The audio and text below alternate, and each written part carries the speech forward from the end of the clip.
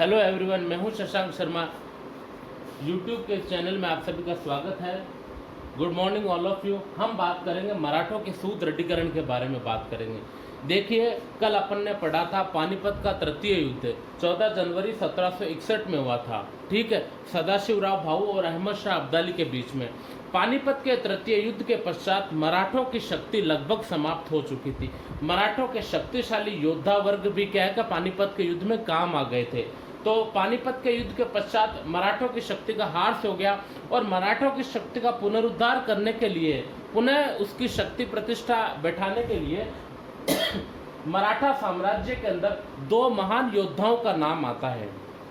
महादजी शिंदे, जिसे अपन महादजी सिंधिया भी कहते हैं, दूसरा नाना फडणवीस का नाम उल्लेखनीय है। दोनों ही वीर योद्धा थे, कुशल साम्राज्य निर्माता थे, कुशल कूटनीतिज्ञ थे, जिनकी बदौलत मराठा साम्राज्य ने पुनः शक्ति प्रतिष्ठा स्थापित की थी। यहाँ बात करते हैं कि पहले पेशवा पावरफुल थे। पानीपत के तृतीय युद्ध के दौरान पेशवा पावरफुल थे। उस समय हमने देखा पानीपत के तृतीय युद्ध के दौरान कौन सा पेशवा होता है, बालाजी बाजीराव नाम का पेशवा होता है, जिसका पुत्र विश्वासराव भी क्या है पानीपत के तृतीय युद्ध में काम आ गया। तो यहाँ पे पेशवा की शक्ति पर अंकुश लग जाता है। पेशवा के संरक्षण के तौर पे महान नेताओं के नाम आते हैं, जिनमें महादजी शिंदे है, नाना फडणवीस का नाम उल्लेखनीय है। इन्होंने पुनः मराठा साम्राज्य को शक्तिशाली बनाया, पुनः उत्तर भारत में अपना वर्चस्व बनाया और अपनी शक्ति प्रतिस्पर्धा स्थापित की। यहाँ बात करते हैं महादजी शिंदे सिंधिया की, जिनका जन्म 3 दिसंबर 1730 को उज्जैन में होता है। इनके पिता राणोजी शिंदे भी एक मराठा सरदार थे, सेवा में थे पेशवा की। महादजी शिंदे की मृत्यु की बात करते हैं तो इनकी मृत्यु 12 फरवरी 1794 ईस्वी में हुई थी। महादजी शिंदे का जो उत्कर्ष हम पढ़ते हैं वो पेशवा माधवराव प्रथम के समय महादजी शिंदे ने अनेकों युद्ध अभियानों में भाग लिया, अनेकों राजनीतिक अभियानों में हिस्सा लिया। पेशवा माधवराव प्रथम के दौरान महादजी शिंदे ने अपनी शक्ति को विस्तृत किया। पेशवा माधवराव का एक चाचा था रघुनाथ राव। रघुनाथ राव कूटनीतिज्ञ और चालबाज था। वह खुद पेशवा बनना चाहता था। जो पेशवा माधवराव प्रथम के मरने के बाद में, नारायण राव की हत्या करने के बाद में, चाचा रघुनाथ राव क्या है कि पेशवा बनना चाहता था। तो महादजी शिंदे और नाना फडणवीस दोनों ने मिलकर क्या है कि जो चाचा रघुनाथ राव है, रघुनाथ राव की जो कुटिल चालें हैं उनको उनका पतन किया और रघुनाथ राव के जो उठती हुई महत्वाकांक्षा है उस पर अंकुश लगाया ताकि यह पेशवा नहीं बन सके। ठीक है, दोनों ने ही सहयोग से, नाना फडणवीस और महादजी सिंधिया ने दोनों ने ही मिलकर मराठा साम्राज्य को काफी पावरफुल, शक्तिशाली बनाया। महादजी शिंदे ने तो 1771 में दिल्ली पर अधिकार कर लिया। 1772 में इन्होंने मुगल सम्राट, मराठों की सहायता से मुगल सम्राट शाह आलम को पुनः गद्दी पर बिठाया। इसके बाद में मराठों का वर्चस्व इस प्रक्रिया से काफी उन्नत और शक्तिशाली हो गया। इसी प्रकार हम देख सकते हैं नाना फडणवीस है। तो नाना फडणवीस का जन्म होता है 12 फरवरी 1742 को। नाना फडणवीस का जन्म होता है सतारा में। ठीक है, और इनकी मृत्यु होती है 13 मार्च 1800 ईस्वी में पूना के अंदर इनकी मृत्यु होती है। नाना फडणवीस माधवराव प्रथम के मरणोपरांत नाबालिग पेशवा माधवराव द्वितीय आया। नाना फडणवीस नाबालिग पेशवा माधवराव द्वितीय का संरक्षण बना और नाना फडणवीस ने 12 भाइयों की मराठा परिषद की स्थापना की। स्वयं 12 भाइयों की परिषद का अध्यक्ष बना और जब तक क्या है कि माधवराव द्वितीय पेशवा बालिग नहीं हो जाता, प्रॉपर से मैच्योर नहीं हो जाता, तब तक क्या है कि वह उसका संरक्षण के तौर पर कार्य करता रहेगा। यहाँ हमने देखा पेशवा की शक्तियों पर अंकुश लग गया। पेशवा अब नाम मात्र का है और ठीक है, जो पूना में रहता है, और उसकी जगह मराठा साम्राज्य में पावरफुल नेताओं ने ले लिया, जिनमें नाना फडणवीस और महादजी शिंदे थे। तो 12 भाइयों की परिषद के माध्यम से नाना फडणवीस ने माधवराव द्वितीय की सेवा की और उन्होंने रघुनाथ राव की महत्वाकांक्षा और उसकी कुटिल चालों को रोकने का प्रयास किया महादजी शिंदे के साथ मिलकर। तो इस प्रकार यह मराठा साम्राज्य के सुदृढ़ीकरण में हमने देखा प्रारंभिक पृष्ठभूमि के तौर पर महादजी शिंदे और नाना फडणवीस से संबंधित, ठीक है, इनका इंट्रोडक्शन देखा और इनके क्रियाकलापों के बारे में देखा। हमने देखा किस प्रकार दोनों वीर योद्धा मराठा साम्राज्य को सुदृढ़ीकरण में अपना योगदान बनाते हैं। मैं थोड़ा साइड में हटता हूँ, आप लोग इसका स्क्रीनशॉट ले लीजिए, फिर अपन दूसरी बात करते हैं।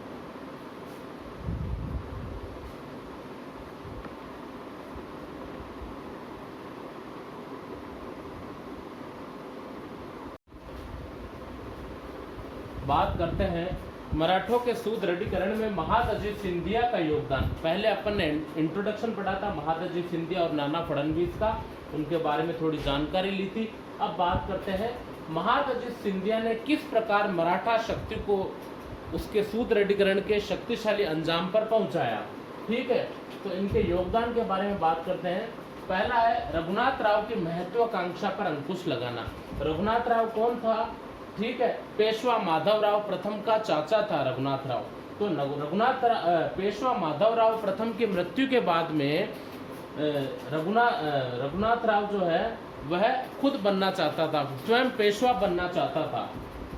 तो महादजी सिंधिया इसके बढ़ते हुए कदमों पर अंकुश लगाना चाहता था, इसकी महत्वाकांक्षा पर अंकुश लगाना चाहता था, क्योंकि पेशवा माधवराव प्रथम के मरने के पश्चात नारायण पाल की हत्या करके, ठीक है, नारायण पाल की हत्या करके रघुनाथ राव स्वयं पेशवा बन गया।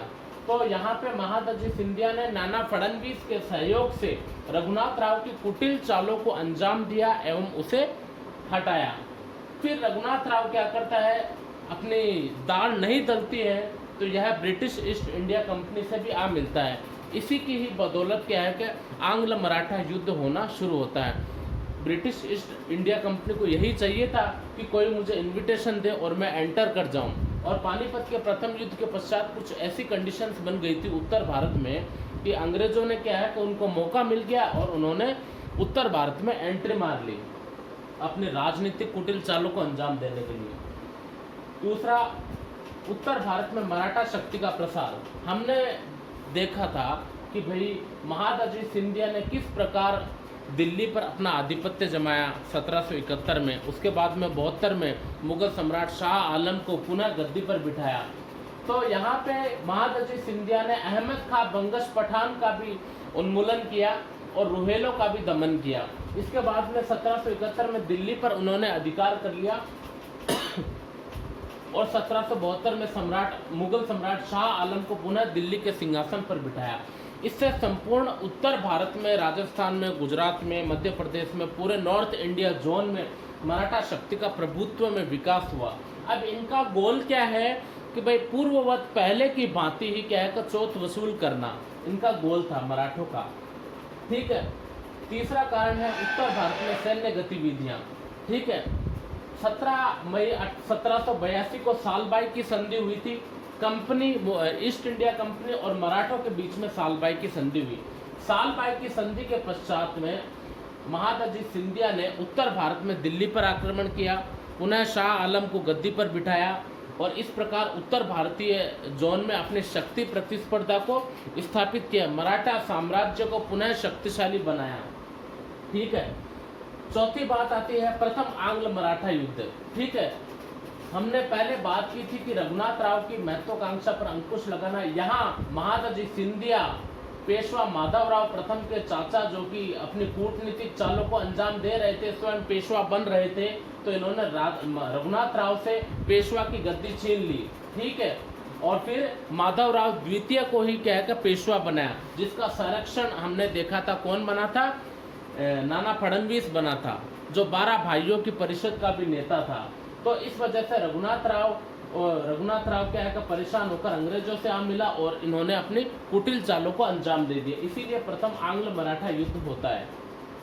प्रथम आंग्ल मराठा युद्ध 1775 से 1782 तक होता है। इस युद्ध का कारण है जब रघुनाथ राव को कुछ नहीं मिला, इसे साइड कर दिया गया, हटा दिया गया महादजी सिंधिया और नाना फडणवीस के द्वारा, तो रघुनाथ राव अपनी कुटिल चालों को अंजाम देने के लिए अंग्रेजों से आ मिला। तो अंग्रेजों को यही चाहिए था, तो ईस्ट इंडिया कंपनी ने अपना अंजाम खेला, अपना पासा फेंका। किंतु प्रथम आंग्ल मराठा युद्ध असफल रहा। कारण महादजी सिंधिया एक शूरवीर सेनानायक, कुशल राजनीतिज्ञ, कुशल कूटनीतिज्ञ व्यक्ति था। ये पानीपत के तृतीय युद्ध में भी महादजी सिंधिया ने भाग लिया था। इनकी एक टांग कट भी गई थी युद्ध में, किंतु पानीपत के तृतीय युद्ध में इन्हें सर्वे सर्वा नहीं बना। यदि मान लो पानीपत के तृतीय युद्ध में पेशवा बालाजी बाजीराव महादजी सिंधिया को सर्वे सर्वा बनाते, सदाशिवराव भाऊ को न बनाकर, तो यह युद्ध कोई और ही अंजाम देता, पानीपत का तृतीय युद्ध। तो इसीलिए महादजी सिंधिया एक शूरवीर वीर सेनानायक थे, समझदार थे, काफ़ी इंटेलेक्चुअल मैच्योर पर्सनैलिटी थी। इसी वजह से इन्होंने क्या है कि प्रथम आंग्ल मराठा युद्ध में अंग्रेजों को करारी मात दी, और यह युद्ध अंग्रेजों ने विवश होकर बड़गांव की संधि, जो कि 1779 में 1779 में बड़गांव की संधि से यह युद्ध समाप्त हुआ, जो कर्नल काकबर्ग और मराठे महादजी सिंधिया के बीच में बड़गांव की संधि से यह युद्ध समाप्त हुआ। पांचवा आता है सैनिक श्रेष्ठता। ठीक है, महादजी सिंधिया ने अपनी सैन्य कुशलता और सैनिक श्रेष्ठता हासिल करने के लिए कई सारे नए नए आयाम खोजे। उत्तर भारत में अपना वर्चस्व स्थापित करना था।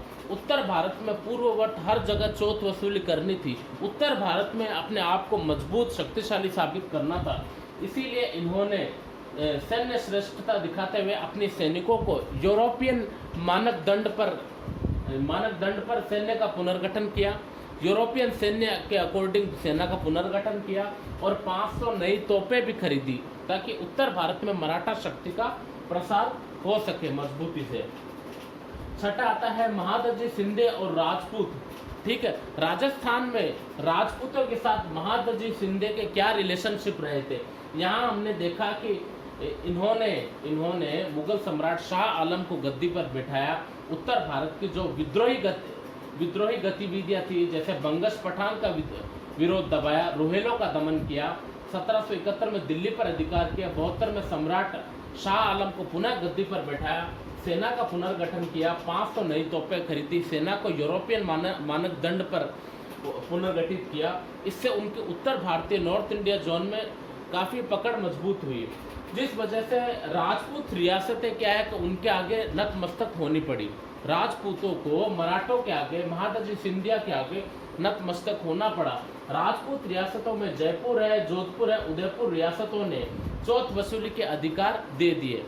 ठीक है, तो इन 3 रियासतों ने महादजी शिंदे को चौथ वसूलने का अधिकार दे दिया।